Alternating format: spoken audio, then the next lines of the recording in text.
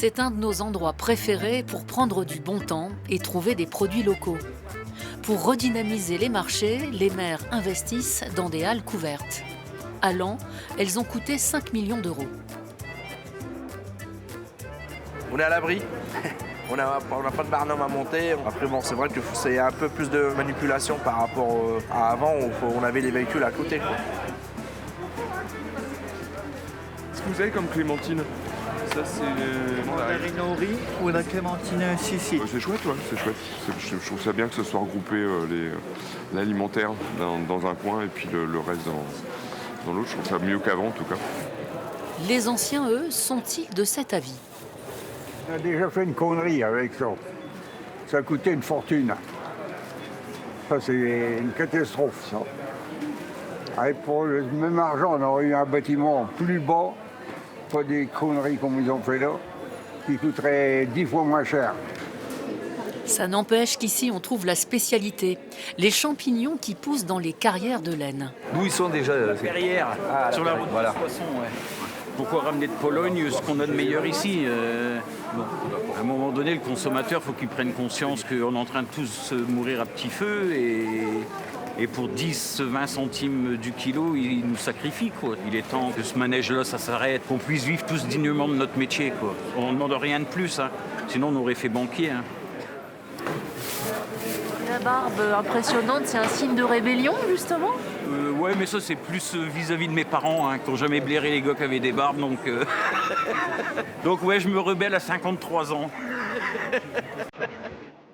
Le Lannois serait-il rebelle? Ici, il y a ceux qui n'ont toujours pas accepté la fermeture du Poma, qui reliait la ville basse et la ville haute, dont il ne reste que les rails. Poma, qui était une solution douce et innovante, très innovante, a disparu. On se retrouve avec des embouteillages. On a acheté des bus, 3-4 bus, 400 000, 500 000 euros pièce. C'est plus rentable, nous dit-on. Mais est-ce qu'il est question de rentabilité dans des transports publics? Monsieur le maire. Mais pour le maire, pas question d'un retour en arrière. Moitié moins de voyageurs en 10 ans, mon prédécesseur décide de le fermer. Un déficit d'exploitation très important, plus de 700 000 euros par an aux salariés. Il fallait remettre 14 millions d'euros pour pouvoir pérenniser effectivement ce transport commun en site propre.